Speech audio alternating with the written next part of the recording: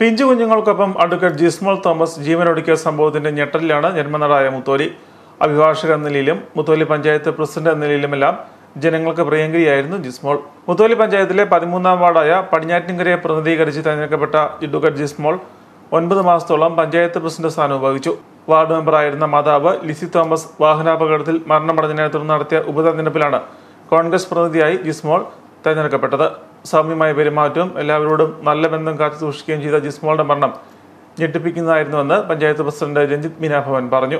നമ്മുടെ മുത്തോലി ഗ്രാമപഞ്ചായത്തിൽ വലിയൊരു ഞെട്ടലോടുകൂടിയാണ് നമ്മൾ ഈ വാർത്ത കേൾക്കുന്നത്.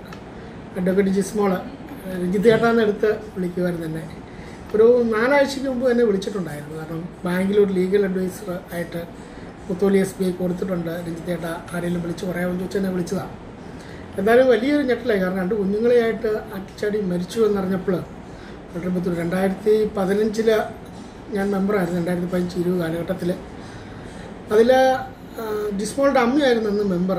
അന്നും വളരെ സങ്കടമായ ഒരു കാര്യം എന്ന് പറഞ്ഞാൽ ജിസ്മോളുടെ അമ്മ നമ്മുടെ മുത്തോലി പഞ്ചായത്തിൽ ആണ്ടൂർക്കാവിൽ വെച്ച് ബൈക്ക് ആക്സിഡൻറ്റ് മരിക്കുകയുണ്ടായി.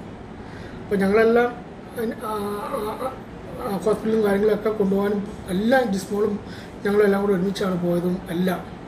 അതിനുശേഷം ജിസ്മോൾ ബൈ ഇലക്ഷനിൽ മെമ്പറായിട്ട് വന്നു. വളരെ ആക്റ്റീവായിരുന്നു.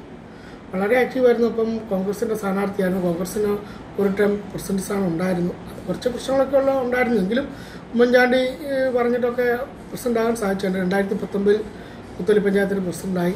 നല്ല ആക്റ്റീവ് വർക്കറായിരുന്നു, അഡ്വക്കേറ്റായിരുന്നു. അതിനുശേഷം പഞ്ചായത്ത് മെമ്പറായി പ്രസിഡന്റായതിനു ശേഷം 2020 ശേഷവും ഞങ്ങളെയൊക്കെ വിളിക്കാറുണ്ട്. ഞങ്ങളെല്ലാം മെമ്പർമാരെയൊക്കെ വിളിക്കാറുണ്ട്. വളരെ ദുഃഖകരമായ ഒരു കാര്യമാണ്. 2 കുഞ്ഞുങ്ങൾ ഈ വിവരം സത്യം പറഞ്ഞാൽ ഞങ്ങൾ അറിഞ്ഞപ്പോൾ സത്യം പറഞ്ഞാൽ മുത്തോലി പഞ്ചായത്തിലുള്ള ആളുകൾ മുഴുവൻ ഞെട്ടലോടെയാണ് കേട്ടത്. കാരണം കുറച്ച് നാളുകൾ, അതായത് അമ്മയുടെ മരണശേഷം ബൈ ഇലക്ഷൻ മെമ്പറായി വന്ന കുറച്ച് നാളുകളേ ഉള്ളെങ്കിലും അത്യാവശ്യം എല്ലാവരുമായിട്ട് നല്ല ബന്ധങ്ങളും നല്ല പരിചയങ്ങളും ഒക്കെ ഉണ്ടായിരുന്ന ഒരാളായിരുന്നു അഡ്വക്കേറ്റ് ജിസ്മോൾ.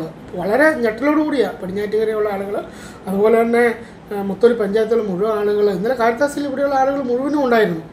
പഞ്ചായത്ത് അംഗങ്ങൾക്കും നാട്ടുകാർക്കും എല്ലാം ജിസ്മോളെ കുറിച്ച് നല്ലത് മാത്രമേ പറയാനുള്ളൂ. 5-6 ഇവിടെ ഞങ്ങളിവിടെ വന്ന് താമസം തുടങ്ങിയിട്ട് 10-30 കൊല്ലമായി. ബന്ധം ഞങ്ങൾ കൂട്ടുകാരും എല്ലാം കൊണ്ടും ഒരു വീട് പോലെ. വിഷമം എനിക്ക് ഭയങ്കര വിഷമമില്ല.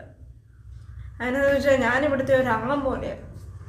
പടിഞ്ഞാറ്റിൻകരക്കാർക്കും ജിസ്മോളുടെ അകാലത്തിലെ വേർപാടിനെ കുറിച്ച് ഓർക്കുമ്പോൾ കണ്ണീരടക്കാൻ കഴിയുന്നില്ല.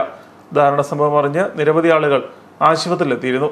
ചൊവ്വാഴ്ച ഉച്ചയോടെയാണ് ഏറ്റുമാനൂർ നീറിക്കാട് തൊണ്ണന്മാവുങ്കൽ ജിമ്മിയുടെ ഭാര്യയായ ജിസ്മോൾ മക്കളായ നേഹ, പൊന്നു എന്നിവർക്കൊപ്പം പേരൂരിൽ മീനച്ചിലാറ്റിൽ ചാടി മരണമടഞ്ഞത്.